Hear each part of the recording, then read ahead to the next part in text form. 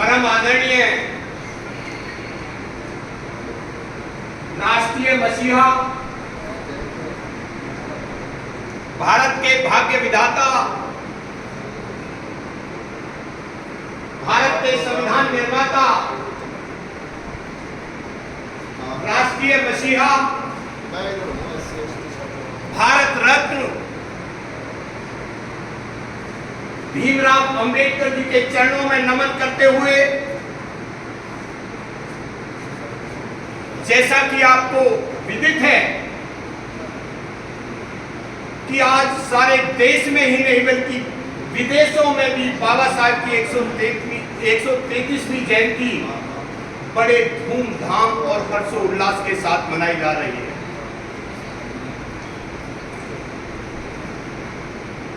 बाबा साहब का जीवन बड़े संघर्ष में व्यतीत हुआ था। जब बाबा साहब शिक्षा ग्रहण कर रहे थे तो उस परिस्थितियों के अनुसार छुआछूत का बोलबाला बहुत चरम सीमा पर था। पढ़ने की सुविधा आसानी से सुलभ नहीं थी। जब उनसे कहा गया कि आपको क्लास में बैठने के लिए कोई स्थान नहीं रहेगा, तो बाबा साहब ने कहा ठीक है, मैं फिर भी पढ़ूंगा। उनसे कहा गया कि आप क्लास में बाहर बैठने के लिए भी कोई टाट पट्टी नहीं मिलेगी, कोई स्थान नहीं होगा, तो बाबा साहब ने कहा मैं फिर भी पढ़ूंगा। यानी अगर बाबा साहब उस अपमान को अपमान मानकर बैठ जाते तो शायद महान नहीं बन पाते। इसलिए बच्चों, चाहे जीवन में कितनी चुनौतियां आ जाए, विषम परिस्थितियों से कितना ही टकराना पड़ जाए, मत घबराना, उनका जमकर मुकाबला करना। और कहते हैं कि जो कर गुजर गए बाबा भीमराव थे, जो कर गुजर गए बाबा भीमराव थे। अरे, और जो सोयों को जगा गए बाबा भीमराव थे। अरे, हमने तो इतिहास पढ़ा है, जिस इतिहास को लिखने वाले भी बाबा भीमराव थे।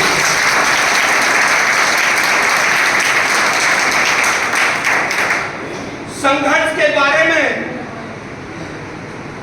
मैं 4 लाइन और पढ़ूंगा कि जिंदगी जीना आसान नहीं होता, कि जिंदगी जीना आसान नहीं होता और संघर्ष के बिना कोई महान नहीं होता। कि जिंदगी जीना आसान नहीं होता और संघर्ष के बिना कोई महान नहीं होता। और जब तक पड़े न हथौड़े की चोट, तब तक पत्थर भी भगवान नहीं होता। आपने देखा होगा, पत्थर में से भी भगवान को धीरे धीरे खोद कर उसमें से उसको निकाला जाता है। और बाबा साहब ने 3 मंत्र दिए थे। उन्होंने कहा था,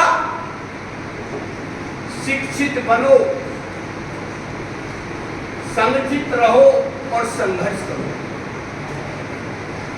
नंबर 1 मंत्र है इसके, शिक्षित बनो।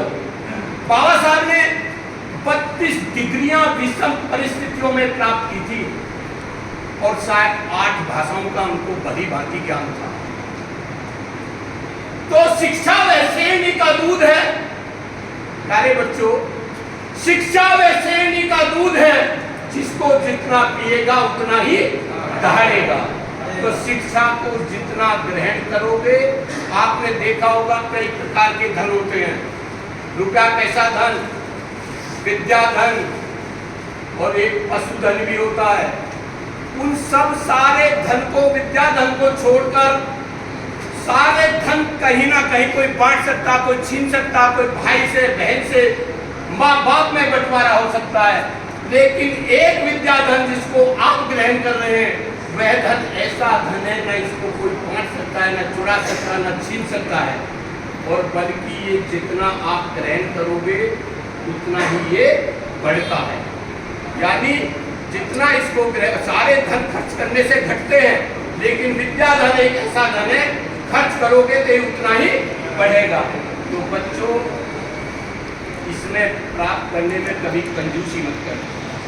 अच्छे बनना, बाबा साहब बन जाना, और कोई IAS IPS कोई भी बन जाना, तो अधिक लिखाई पढ़ाई करके ही बन पाओगे, बन पाना संभव है। दूसरा कि संगठित रहो। संगठित रहने का मतलब, जैसे मैंने एक अभी बाजार में फल वाले की ठेली पर खड़ा मैं, अंगूर थे, अंगूर खुले, कुछ खुले हुए अंगूर थे, कुछ गुच्छे में अंगूर थे। मैंने पूछा क्या भाव है भैया? तो उसने खुले वो अंगूरों की कीमत बताई 80 रुपए किलो, और बंधे अंगूर की कीमत बताई 150 रुपए किलो। मैंने पूछा इतना अंतर क्यों?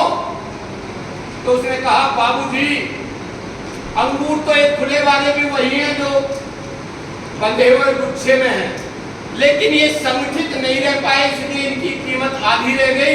ये संगठित है, इसलिए इनकी कीमत दुगनी हो गई। इसलिए आप संगठित रहना, संगठन में बड़ी ताकत है।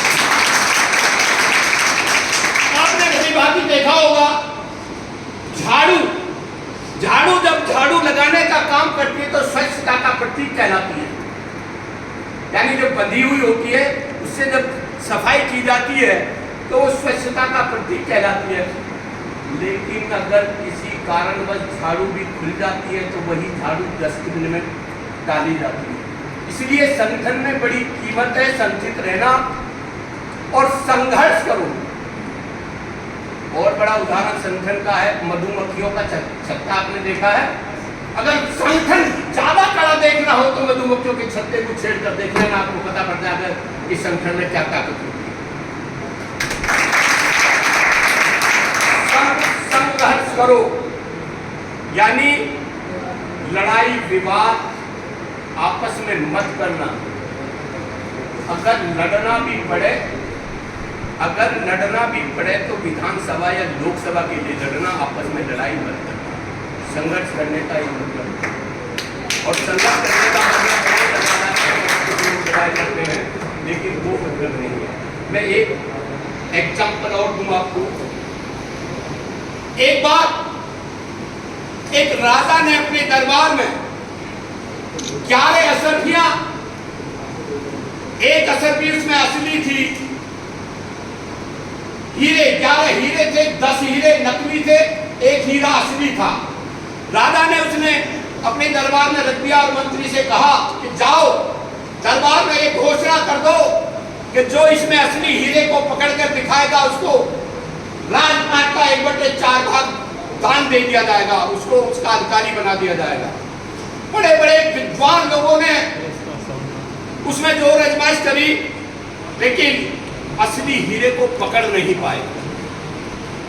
बाद में एक ब्लाइंड अंधा बिल्कुल आता है, वो गुजारिश करता है कि राजा साहब मुझे अनुमति दीजिए और मैं असली हीरे को पकड़ के दिखाऊंगा। राजा साहब बोले, बड़े बड़े विद्वान लोगों ने प्रयास कर लिया, ये ब्लाइंड क्या पकड़ पाएगा? वो जिद पकड़ गया कि नहीं, मुझे आप अनुमति दीजिए और मैं असली हीरे को पकड़ के दिखाऊंगा। खैर राजा साहब ने उनको अनुमति दे दी और उसने उस असली हीरे को पकड़ के राजा साहब को दे दिया। राजा साहब बोले कि जाइए, आपको राजपाट का 1/4 भाग तो दे दिया गया, लेकिन ये बताइए असली हीरे को पकड़ा कैसे? तो अंधे ने उत्तर दिया कि राजा साहब, नकली हीरे की तासीर गर्म होती है और असली हीरे की तासीर शीतल होती है, शीतल। इसलिए मैंने असली हीरे को शीतल तासीर को देख के इनको पकड़ लिया। और इसी प्रकार आप असली हीरे के समान है, शीतल हैं, छात्र हैं, नवयुवक हैं, देश के होनहार बच्चे हैं। बाबा साहब के अगर किसी एक मंत्र से भी, आपने कोयल को देखा होगा, कोयल किसी को धन नहीं बांटती, लेकिन सबकी प्रिय कहलाती है। और कौवा किसी का धन नहीं चुराता, लेकिन सबका प्रिय नहीं कहलाता। सिर्फ अंतर क्या है? वाणी का अंतर है। कोयल मीठी बोली बोलती है और कौआ मीठी बोली नहीं बोलता, इसलिए कोयल को मीठी बोली बोलने के कारण उसको सब पसंद करते हैं। और कौआ अगर बोलने लग जाए तो सब उड़ाने भगाने लग जाते हैं कि भाई अरे कहाँ से आ गया। तो अच्छी वाणी बोलकर, सबसे मधुर व्यवहार करके, जीवन में चाहे कितनी कठिनाई आए सबका मुकाबला करना, ये जीवन आपको ऐसी योनि में, मनुष्य की योनि में जन्म मिला है, इसको बड़े हंस खुश के और कुछ बन के दिखाना। माँ बाप ने आपको यहाँ पढ़ने के लिए भेजा है, कुछ बन के दिखाना, कुछ उम्मीद लगाए माँ बाप बैठे हैं, ऐसा मत करना कि वो एक एग्जाम्पल बच्चों के ऊपर है। एक स्कूल में आग लग गई, जब स्कूल में आग लग गई तो बच्चों ने, छोटे बच्चे थे, उन्होंने बड़ी खुशी मनाई। और एक बच्चा, जब वो सब बच्चे खुशी मना रहे थे कभी आहा बड़े मजे आ गए, तो नानी के यहाँ जाएंगे, दादी के यहाँ जाएंगे, चाची के यहाँ जाएंगे, छुट्टी हो गई क्योंकि। और एक बच्चा बिल्कुल एकांत में रोए जा रहा था। मेरी नजर उस पर पड़ गई। मैंने पूछा, बच्चे बेटे क्या तुम्हारा कोई बहुत ज्यादा नुकसान हो गया है पढ़ाई से? तो पता हंसी का वो है। तो उसने क्या जवाब दिया, सर जी मैं इसलिए नहीं रो रहा कि स्कूल में आग क्यों लग गई, मैं इसलिए रो रहा हूँ सर जी इसमें एक भी टीचर क्यों नहीं जल के मरा। तो ऐसे मत बन जाना, ऐसे मत बन जाना। इसलिए मैं आपसे निवेदन करता हूँ, मेरे बच्चों और सब पुलिस के जवान, मेरे भाई, मैं भी सरकारी सेवा में था, 2021 में रिटायरमेंट हो गया। और कठिन संघर्ष में ही आप, अगर बाबा साहब कभी बुरा मान जाते तो शायद वो, मैंने पहले ही कहा, इतने बुद्धिमान, मतलब इतने महान नहीं बन पाते।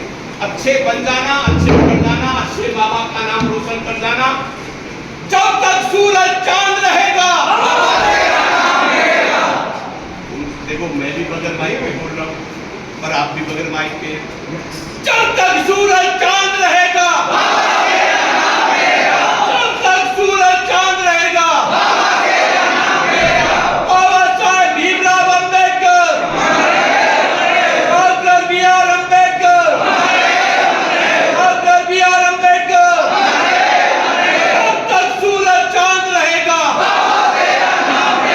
जब तक सूरज चांद रहेगा,